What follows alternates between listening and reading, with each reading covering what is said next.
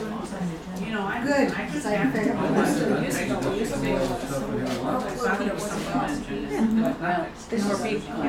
Okay, that's fine. We'll just find a couple more chairs. Do we have more chairs? We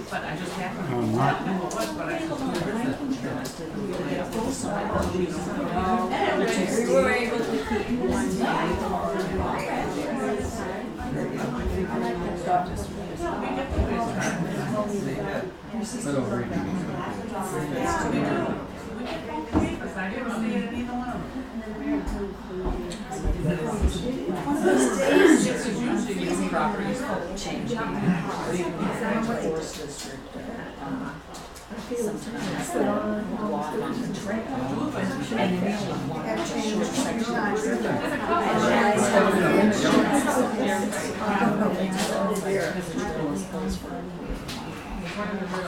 Ed, you can sit up there and I'll slip in here.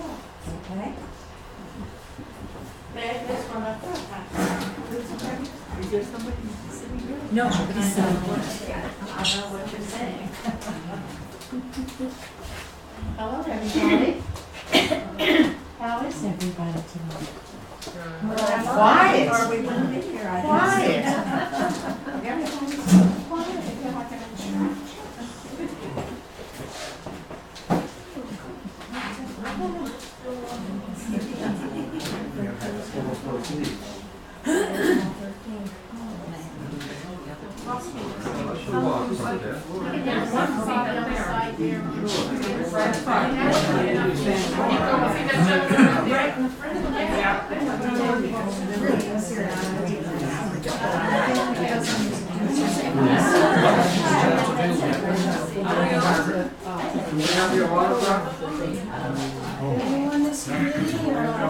No, I belong to the Historical Society. I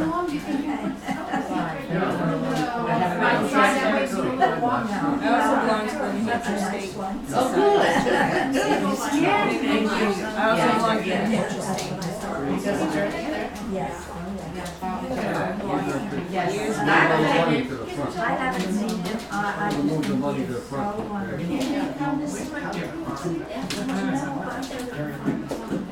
No, he does not. You don't want him to be today. Oh, no.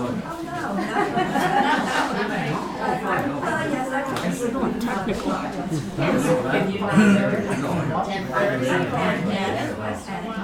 Yes. Well, I used to be, so I was at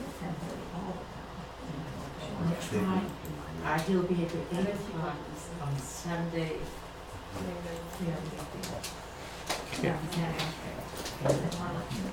I'd like to thank everyone for coming out here tonight.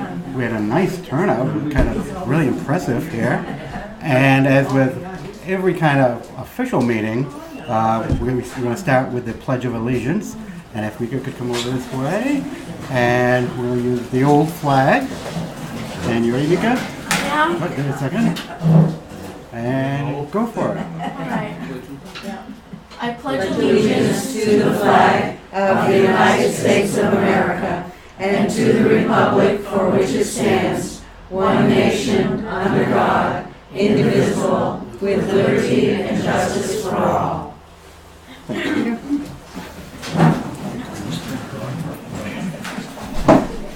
Okay.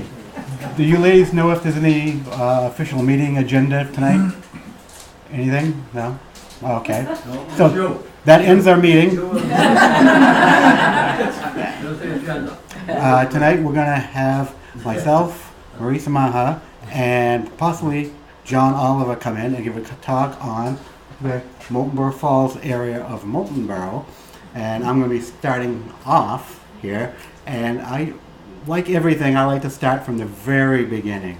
You know, there's a lot of beginnings, but I want the one of the very beginnings. So I'm running the PowerPoint, the computer, and other stuff. So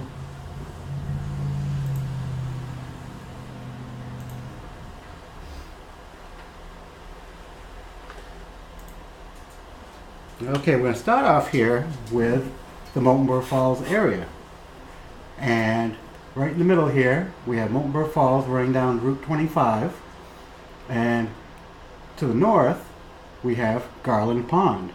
It was mostly created by the dam here. It had been a marsh area mostly, and when the water got down, the old timers used to hay it for bedding for the animals. So it got quite a bit lower before the dams and stuff. Down below the falls, we have Lee Pond. And again, Lee Pond wasn't a huge pond back before 1800. There's a dam right there that backs it up so that they could run the mills at Lee's Mills.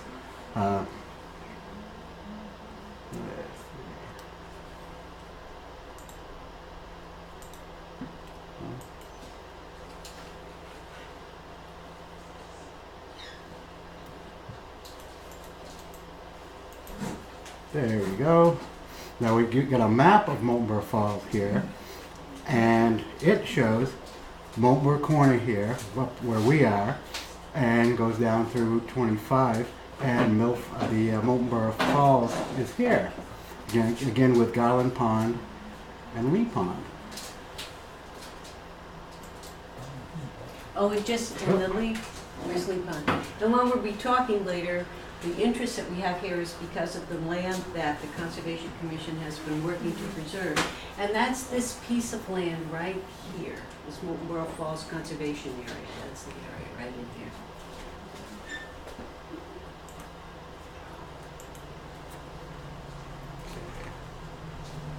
We're going to start off with Garland Pond, and Garland Pond has the lower dam.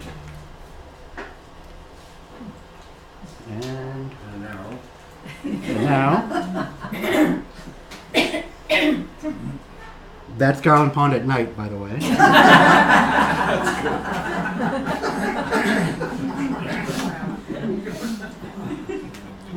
Okay.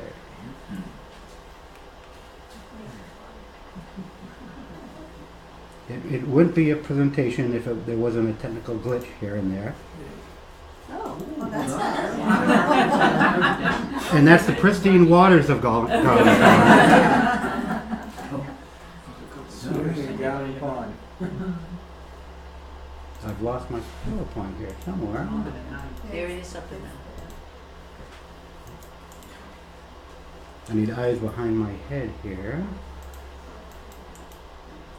It's on the screen. It's right up See there. your Moultonborough Falls program? Yep. I just have it running down below here.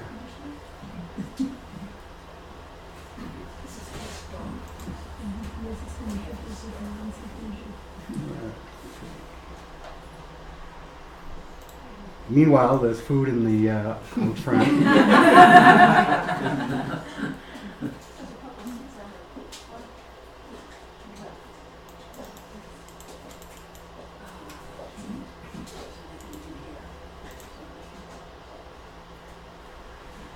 Want my glasses, Mother? Got extras. I had eye surgery Monday, so that can be me. Okay.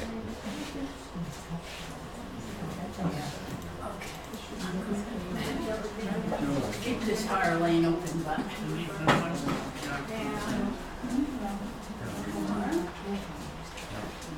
Okay, look at that. We found it.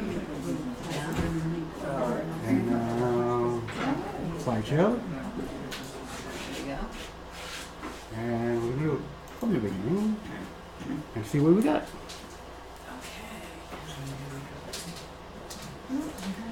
Now if I can find everything else. This is an old picture while he's looking there, and this is the bridge, the current bridge over the Red Hill River, and Put the paper, yeah, the paper I read, maybe I'll buy one also.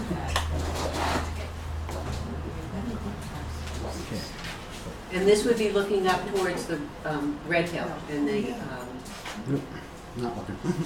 And the road. Doesn't like the paper.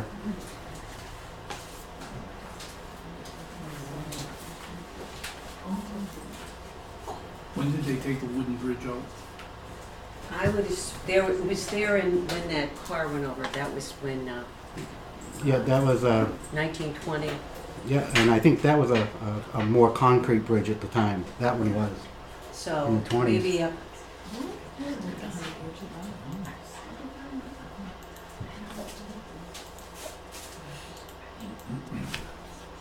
No, it seems to be going forward or backwards here. Oh, there we go. yeah.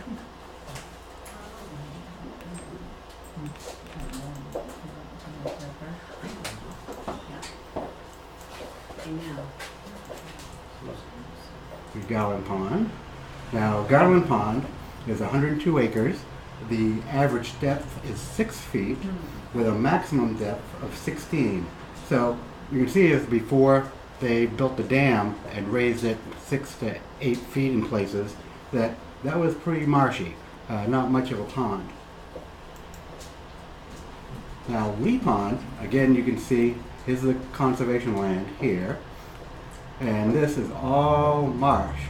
And they have, this time of year, it's all lily pads and everything right straight across here. Lee Pond, 154 acres, average depth 12 feet, maximum depth 37. So we do have a little bit bigger pond originally here too. And this is where Lee Pond. Oh. Okay. Down. Okay. Oh, we're going, It was, there you go. I just wanted to point out, this is where Lee Pond flows into Moultonborough Bay Inlet. Because that's one of the reasons why we were so interested in that parcel of land, because of the water flowing from the Red Hill River through Lee Pond and then down into Moultonborough Bay. The Loon Center, right there. Okay, in the middle, between the two ponds, we have the Red Hill River coming down through here and down through here, winding its way down, and then finally ending up, like Marie said, in Lake Winnipesaukee. What made Moultonborough Falls? We're going to go into a little science here. From the book, The Geology of New Hampshire, it shows that the glaciers, 10,000 years ago plus, came down through the region and came between Red Hill and the Ospreys and got a little pinched, and they started to turn. And when they turned, they started dropping rubble along the way, which put a barrier across what is now the Red Hill River. There's actually one boulder at the Castle in the Clouds, I don't know if you know it, it's called the Pebble. It's on the road on the way up, and the Pebble is right down here. It actually came from the side of Red Hill. That's how they kind of tracked all of the glaciers.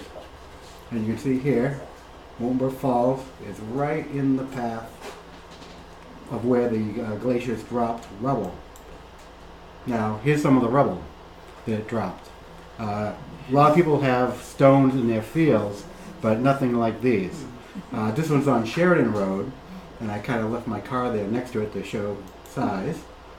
Here's the ones just above the dam at Moultonborough Falls, and they're substantial boulders all through this area. If you go up here, there's hardly a large boulder to be found. So the turn came right across the Red Hill River. Here's the dam at Moultonborough Falls, and they actually built the dam around a great big boulder on either side. Okay, now we're moving up a little bit, Native Americans. The Native Americans used the waterways in New Hampshire and this area to travel. You rarely found them too far off a body of water. And Dick Wakefield, his father, had done some work for Mrs. Sheridan up on Sheridan Farm, up on Sheridan Road, and they had found Indian artifacts. They had put them into a display, but they have no idea where they've gone to. This was probably 50, 60 years ago that these were found. Which one was Sheridan Farm? Is that the big yellow house? Yeah, with the big fields. Yeah, in the big fields, Yeah. okay. So on Sheridan Road, that's the large yellow house and the large yellow barn there, Yeah, right? yeah. Okay. Originally, it was known as Red Hill Farm.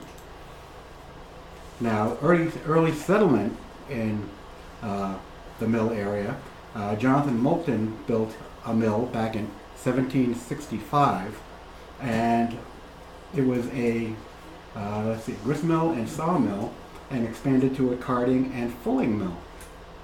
At one time, Moultonborough Falls was the center of town. Here, besides the mills, 3 stores, 2 hotels, a tannery, a courier's shop, a blacksmith shop, a sleigh and carriage maker, a saddle and harness maker, a print office, shoe shops, and a cluster of homes. And I added at the bottom that on the Oliver Farm on Sheridan Road was a rake factory that made a lot of the hay rakes for this area of New Hampshire. Yeah. Now here we have the 1892 map of Moultonborough, and I'm going to use this for reference for all the houses that we're going to be showing you tonight. Here's the Moultonborough Falls area right here, and we're going to be working our way down Sheridan Road, up, back, and back towards town. The dams. The dams are very, very important. They actually, it's why they had a settlement here. Mostly it was swampy area, Garland Pond and Lee Pond, but we're going to work our way from the dam at Moultonborough Falls down the Red Hill River to Lake Winnipesaukee. Here's the old dam at Moultonborough Falls. This was taken around probably 1920, whatever. And this rock here had been there up until last year. And some heavy rains came through and one of the rocks must have fallen out and down it went. Here's that rock now. It fell from up here. But this is what it looks like now. Is this looking towards 25 or towards Lee's Pond? This is looking up from the bridge to Garland Pond. To Garland Pond? Yeah. Okay. Yeah. The water from the mill actually came downstream, like under the bridge, to the different mills.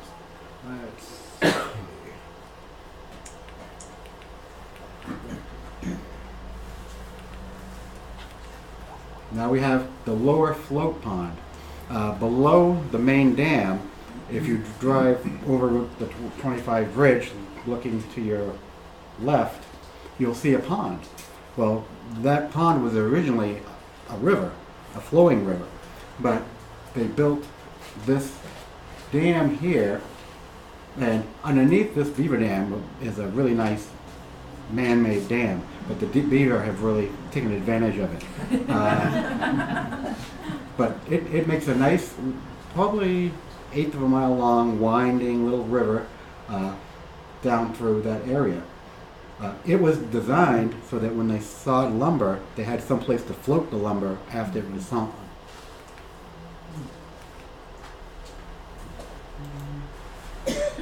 Now, on that dam, they had 2 sets of rocks. These rocks, I believe, there was a sluiceway made from those and went to a smaller mill down here. There's a small foundation area.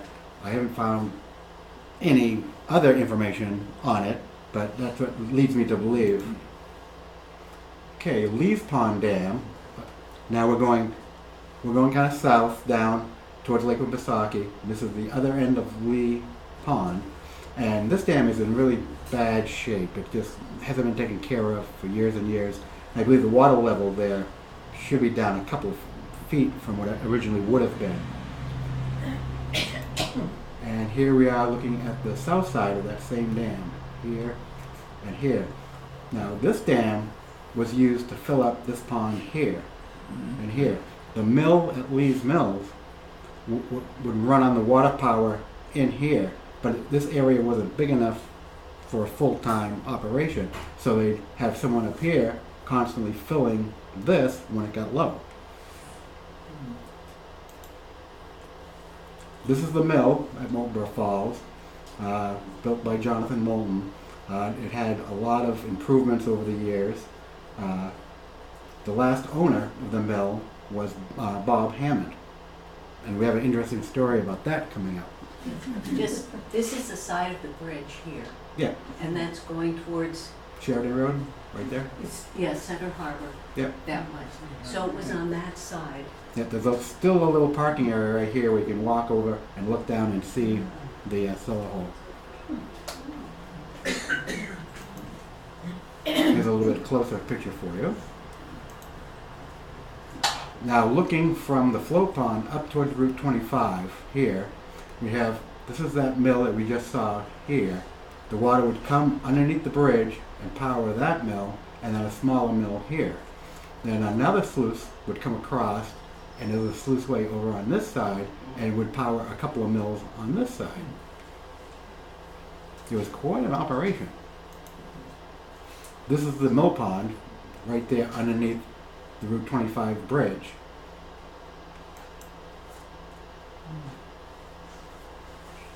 Okay, this is looking off the bridge. This is the mill on the opposite side, and this is the cellar hole of that Jonathan Moulton's original mill. Now I kind of like the cellar hole. Here's the cellar hole looking from the Red Hill River, and if you notice right here, there's a piece of metal. That's the drive shaft from the old mill.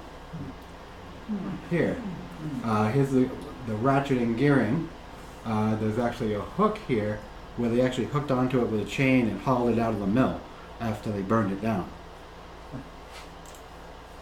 It's actually about 15 feet long. Part of it's in the water, and this is where the belt drive would have gone up to the mill, and here, it was a double paddle wheel drive shaft. One of the things I'd really like to see is for us to conserve this and either bring it up to that little parking lot and put it on a concrete, two concrete posts to get it out of the water and just to be known that it's there. Okay, the houses. Just pretend I'm John. Okay. And we have David here, his son, so Oh. he might know some of the stories. Yeah. Yeah. You can throw in any stories you want. Okay. Okay. The first house we're going to talk about is the Lee homestead. You know where that is? Never seen it. Okay. And the Lee homestead on this map, up here on Sharon Road, and I was hoping John would be here. When it was built? The house was built in 1791. 1791. The Yankee barn is probably 1820s. Oh, nice. Was that your drone going over? Yeah. Okay. I told my buddy to go shoot it down, but I didn't realize it was you. He missed. You missed? Yeah. Yeah, and the rake mill was right off the river. You can still a lot of bittersweet and stuff is coming around that and blocked a lot of the foundation. But big giant split stone made up that foundation. It's really pretty. No, he's doing big. But And this would be your my grandmother. Yep. And she was the last person born on the Osprey Mountains at the Lee settlement, and she had written the book here, co-authored, and they moved to that location on Shannon Road September 1st, 1913, and this was from a talk that she had given back, I believe, in 1974.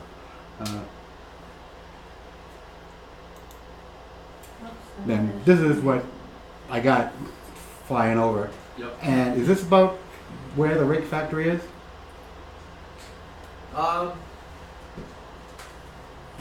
Yes.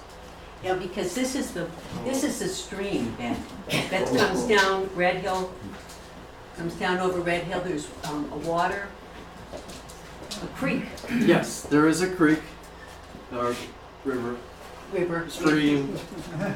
River comes up here, goes, there's two spring sources off of Red Hill. They divulge into one, which feeds this. Further up, like you were talking about the lead, or the ponds Mhm. for the mills. They had one up there too. They had a penstock, stone penstock. You can still see where the old sluiceway, they used to use boards.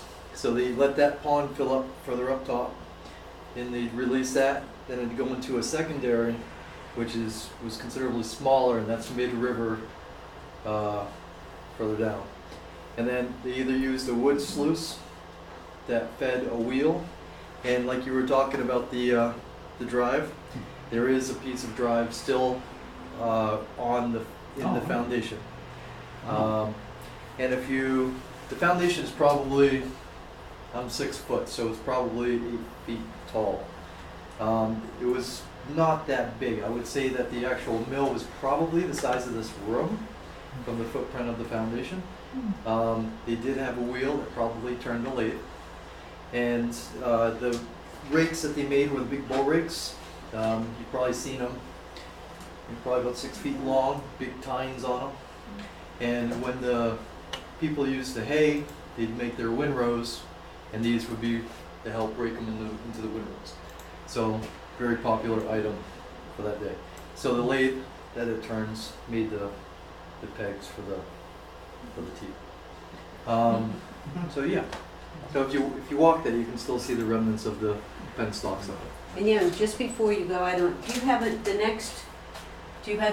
this creek goes through those trees? Yes, but this was hand dug. This is not the original route for It this wasn't? river. Like, it's kind of hard to see, Yeah. but my field rolls up Yeah, here, and it kind of goes up over a little hill on the back. yeah. The original stream bed went behind that and towards the Webster's old, Dave Webster's old property, the Rice's now. Yes. But the original stream bed went straight kind of their direction towards their house. So I'm theorizing that they hand dug this path here to have the stream go that direction so they could feed the mill, probably closer to the road, closer to the house. Sheridan Road is actually very old. Rogers Rangers actually used it on their way going up to Quebec. But the original routes probably went to the Sheridan Farm at one point, but then rolled further up on the Red Hill, and you can still see some of the original roadway, overgrown now, but you can still see some of the original path that they took. But awesome. Whose house is that? That's mine. That's like the one, my grandmother in the picture, after they sold out the Tom plant in 1913, they bought that house. And so it's been in my family for 106 years. So it's my turn, and I have been completely trying to renovate the inside. Next time it's the outside.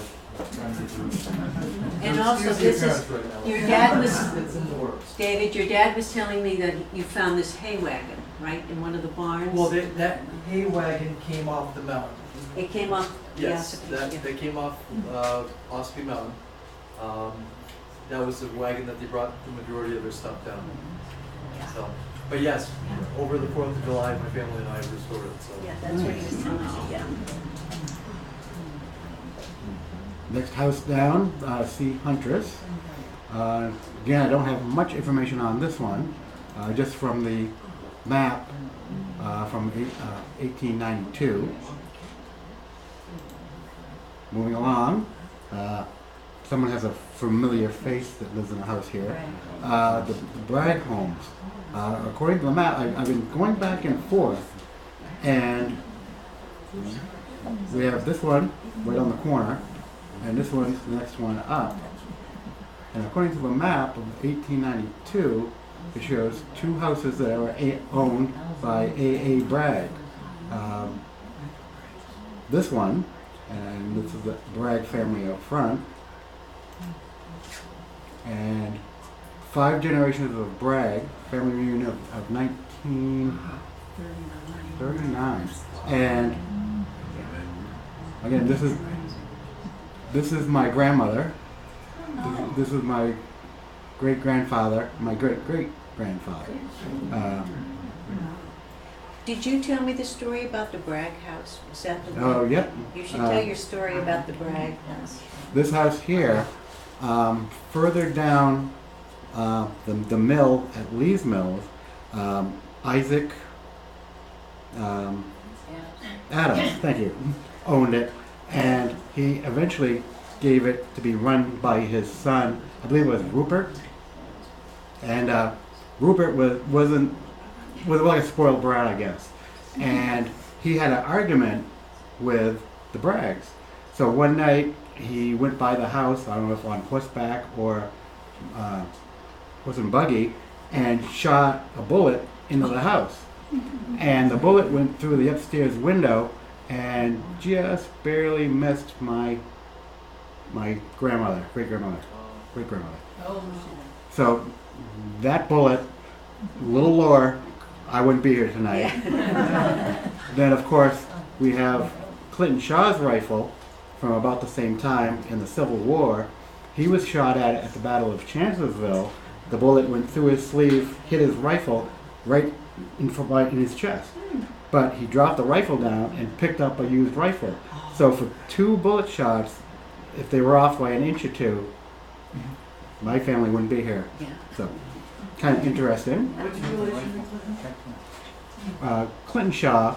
My mother was Amy Mae Shaw, and Did Dick Wakefield give you that picture of Clinton and the other fellow? yep. Okay, I have the original. Oh, cool. That's my great grandfather. Yep. Handsome dude, runs in the family. Yeah. Okay, you were talking about the brook, Yeah. I wanted and to. this brook here, I believe it's the same brook that went through the hay rake factory. Yeah, right? Comes down through here, and right about here it goes underground. There's a little bit of an access point right here, and it goes continues completely straight across to here. Which I believe that's stone. Yep. Yep. On the other side here, you can see where it had originally gone a little further, and they had taken the top stone off, but there's the side square stone still there. I love traipsing through the woods looking for stone. But bicycle shop, and I believe this was on the corner of Sheridan Road, right on Alonzo Bragg's property. I've zoomed it in and looked at it, and I believe this is the houses up the street on Route 25. Pure speculation, but I love to think there's a bicycle shop there. Okay, the Alonzo Bragg home here. This is looking from the bridge.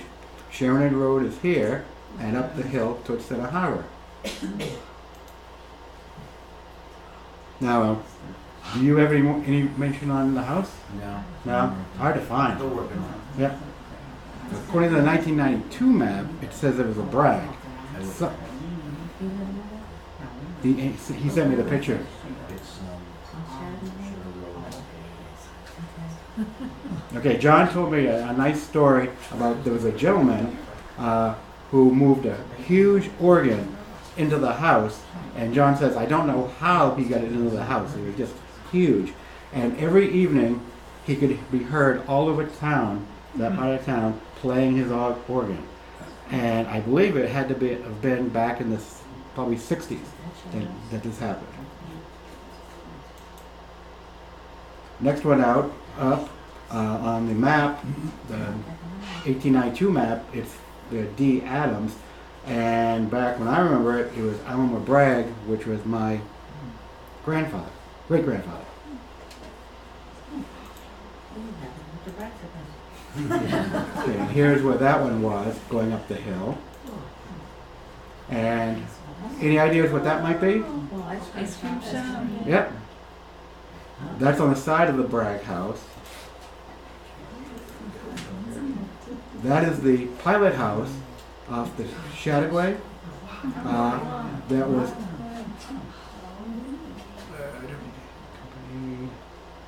which this hall eventually became the new Mount Washington. when they bought all the stuff and brought it to Lakewood, Misaki, they scrapped the pilot house, but Elmer Bragg bought it and turned it into a ice cream pastry shop. Here's a couple more pictures of it. And this is Madeline Bragg, my aunt. Great aunt. Norma, where was that house? Where was this located? Next to? Yeah, the next one up from you, the Bragg house.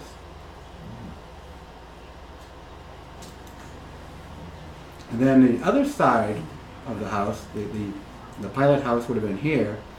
Right here, where the barn, current barn is now, was the blacksmith shop of Harry Gant.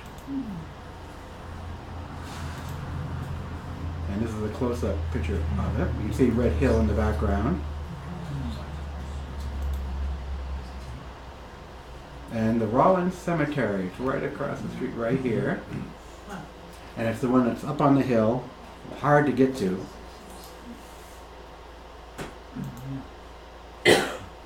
And a beautiful fence, although I couldn't find any mention of the Rollins family on any of the houses in the area. So it would have had would think, earlier than the 1892 map. In the back corner, I love the stonework here. It's a couple of slabs they used.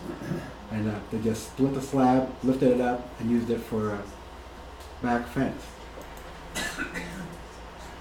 Next, what I know as the home of Clyde and Verna Foss, on the 1892 map, it was J. Fry. And that's the house that recently burnt down a couple of years ago. Beautiful, beautiful home. And here's the location of it now. Next house down, Mrs. A. Watson home on the 1892 map. And again, you can see where that is. We're working way back down towards Sheridan Road.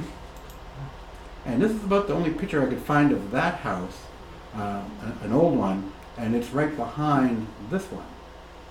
So that's about the only one we found of that. Now the Dr. Mason home, and this is where it was in the map, right down near the river. And here's a shot looking across the Red Hill River to the Mason farm. I don't know when that burnt down or got torn down. There's really nice cellar holes there, but nothing else, nothing more. So here's that building here. And again, it shows the size of the building, that it could have been an inn, you know, a store, way back. And this is where it is now. Nothing but a treed lot. Now we're working our way back across the bridge a little bit. We're going to be going here next. Here's another view of the area. And we're going to be doing the Berry house. I vaguely remember this house. You remember it too, Dave? That was early 80s, they took that down, was it? I think so. Yeah, I remember it briefly. Norman, Yep.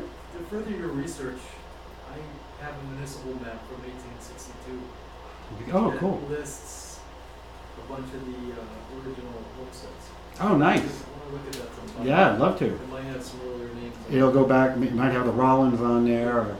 So you're very welcome to look at that as well. Awesome, thanks. So here's the Berry house. When this book was written, it was still standing. Here we have, it used to be called the tea room, I believe, here. If I go back. Oh. It was owned by Adams, which again on the 1892 map shows Adams. This is what I found in the book. And it was a beautiful home. Here's another one. Had some beautiful fencing along the Red Hill River. This right here is the dam area, and it would have been a beautiful garden, walkway. It was really nice. here's the cellar hole, and this is the back, like bulkhead. We would go down into the cellar. Again, from the opposite angle, that's the bulkhead there, looking towards the front of the building. And here's where it was located, right after you cross the bridge. Now we're across the river at the Clark House, which everybody probably now knows as Obsessions, the Cook home, and that's right here.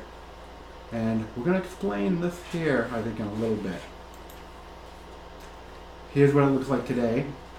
Actually, that's what it looked like this morning. I took the picture. And there was a rocky field, and one of the gentlemen who lived there would hay it by hand. And he was known as like the best hayer. He was Herb Martin. And he could outdo any road crew, with his hand side. And he used to hand side this whole field all around the rocks because no other piece of power equipment could get into that area.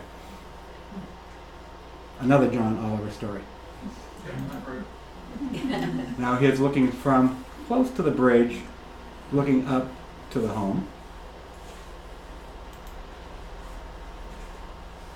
Now, one story that John told me was about a road that used to go from the Moultonborough Falls down to Lee's Mills.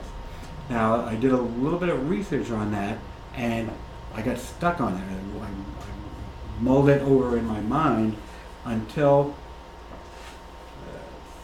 I looked at the 1892 map. Now, here's the Cook home. There's no road in between the Cook home and the Red Hill River now. There's nothing. And I walked here and I found about 100 yards of possible road. And Blake Road, everybody kind of thought that this was Blake Road and this house was put in the wrong location. But Blake Road wasn't put in until around 1900. It had been basically a cow path, a little shortcut to get to town for the people down at the mill. So that's my next research project. I'm going to be walking through some mucky areas looking for a road. Now here's the Red Hill River. Herb Martin, the one who did all the haying, when he lived at the Cook house, he used to rent boats, and I believe he launched them from his right-of-way right here at the little sandy beach, and tourists would be able to row the whole length all the way down to the dam and turn around and come back.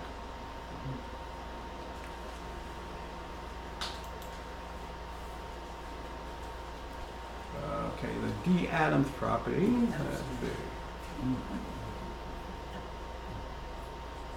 Okay, the Adams owned quite a bit of land throughout the Moultonborough area, and they were responsible for owning a lot of the mills, stores, whatever back then. Okay, this is the Adams property. It's directly opposite the river of the last house on the river we saw.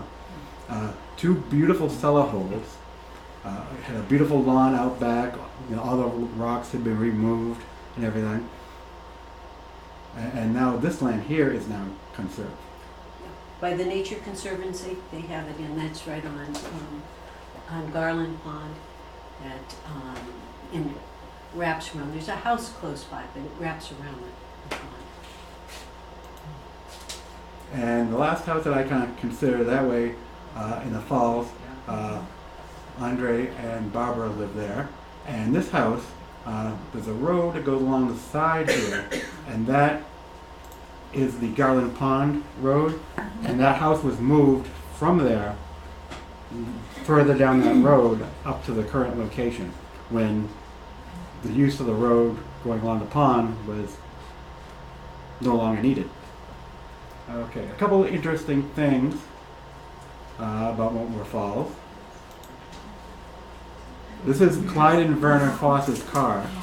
and it went off the bridge, and neither one were hurt. And it was I kind of always liked this picture because my mother is the one who submitted the picture, courtesy of Amy Atkinson. But in order to survive a fall like that unhurt, and you can see that the bridge is now concrete here. What year was that? Ah, boy, I'm I don't know. 30s, early 40s, probably. And then the story of the sonic boom. Bob Hammond told me this a couple of weeks ago, that in 1953, when he was in 4th grade, the mill partly fell down due to a sonic boom caused by a military jet. Mrs. Hammond was given a tax credit on her taxes because of the damage. The remaining mill structure was later burned down by, I believe, Paul Lincoln. So it stood to all those years to everything except for a sonic boom. Okay, if Marie, you want to? Yes, just a piece that I wanted to talk about the Moultonborough Conservation Commission project, which is the Moultonborough Falls Conservation Area. I'm Marie Samaha, I'm with the Conservation Commission. This piece of property right here, okay, which is the Moultonborough Falls Conservation Area, is the one that we were working to preserve. Here's the Red Hill River and Garland Pond coming down and Lee Pond over here. And it came to our attention in 2014, and so that we had worked with the landowner, and it's taken us until 2018. We got the funds from donations, from 2 grants, and also from the town. Gave us $60,000 at the last town meeting. So using we were able to gather enough money, to raise enough money to buy it. So we thought it was an important piece because, and that's why we got grant money, because it protects habitats, wildlife habitats. I don't know. David, I don't know if your dad told me he used to hunt on that piece of property. Well, that whole section, with the Foster family, Yeah, and with my father yeah, selling off the last remaining parcel around Brown Farm, yeah. that whole area is just a wildlife corridor that is fed from Sandwich, from Red Hill, and one of the only areas for it to filter down this direction is through along the Red Hill River. And so you get your deer, you got your bear, you got a lot of your smaller game, and they just follow that whole area. Yeah. It's just very, very important for this area. So it's the wildlife habitats and then water quality, because, can you go back to the map again? Maybe. Because of the water quality, thank you, of 55% of the water in Moultonborough Bay Inlet comes through Lee Pond. So we just want to protect all of this area. There's a great marshy area, and marshes are great for cleaning toxins and other things, pollutants out of water. And so for protecting water quality. Also, this is the Lakes Region Conservation Trust also has conserved land all along the Red Hill River. The Red Hill Pond is up in Sandwich, okay, back behind the center of town. And the river winds its way all the way down here and then into Moultonborough Bay. And that Lakes Region Conservation Trust has been conserving land along the river to preserve it and to take care of the water quality, to make sure that the water is filtered from pollutants and things like that. Also for managing wildlife. So that's why it was so important to us when it came up, and we thought that we would try to preserve it. And we were very fortunate to have a lot of support from donors and from the town and from grants. It was just, it had worked out really well. But this is the last piece of the Red Hill River conservation area coming down into Moultonborough Bay Inlet. So also the watershed, there's called the Red Hill River watershed because the waters run off the high points down at here, so that's why it was really That's the important to marshy us. area where the river goes, and this here is the point of land that they've conserved, right here. But when we were working to write grants and other things, one of the important pieces is that it had a historical piece to it. And so those were the things that made it so attractive for people who would give us money from grants or even from the town. And these shots are the ones that Norm is showing you of the Red Hill River. And Yeah, it shows the whole length of the river the whole length of the river. along the conservancy land. Yeah. An interesting fact about Garland Pond, I read this from Yeah. my father who read it through his grandmother, is Garland Pond was not a pond 100 years ago. It was primarily just a river that ran through, and they flooded it for the mills Yeah. for that purpose. But my great-grandmother used to hay the sides of the rivers, almost midway up into the Garland Pond. That was just all field. Yes. And he said that they spent days there just haying Yeah. every time. What the Conservation Commission is planning to do once we finalize the sale of the property, and we have an easement, the town will own the land. Lakes Region Conservation Trust will hold the easement, so they will be people that will help us store the land, taking care of it, making sure that the trails are kept up, and that we continue to preserve it. Nothing is put on the land which isn't in the easement. So we're finishing that up, and then once we have the easement finalized, then we're going to put a little parking lot in down near the cabinet shop. I don't know if you know where that cabinet shop. We'll put some trails in, especially coming around to see the historic places, the cellar holes along the river. It's really, really pretty when you get down in there. And then what was the last thing that I wanted to mention about that? Do you think you can find the map?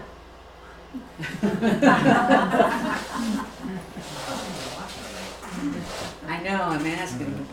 Ooh, look. I was gonna say, if any of you guys haven't kayaked or canoed Garland Pond, it has some of the best views of the Sandwich Range around. And Yes. it's absolutely beautiful. Is there a public place to launch?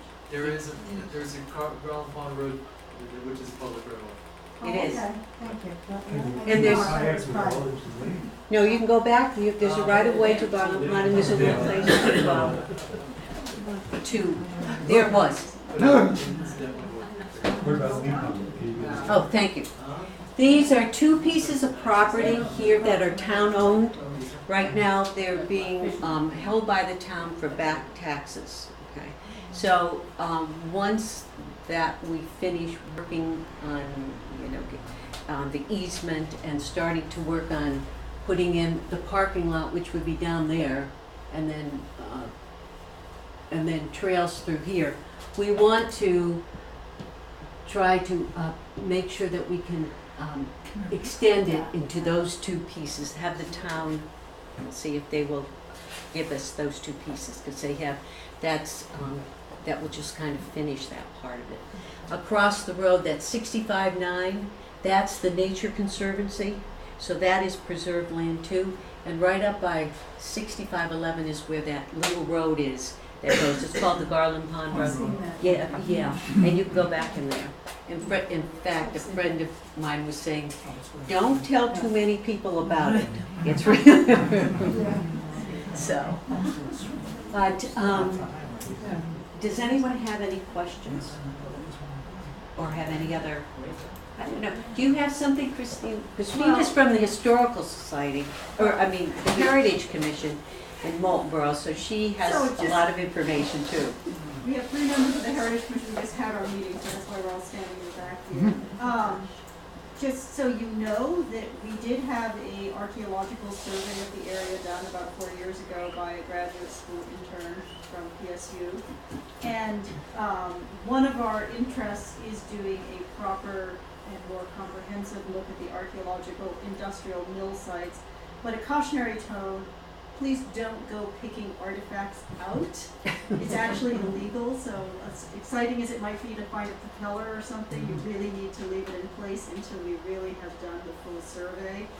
And those two lots that belong to the town on that side of the river, but both sides of the river have a lot of very important archaeological resources that should be undisturbed. Until they can be looked at. Are there any questions? Okay. No, thank you for coming. Thank you very much. And there are refreshments in the back. And there are some lovely refreshments in the other room.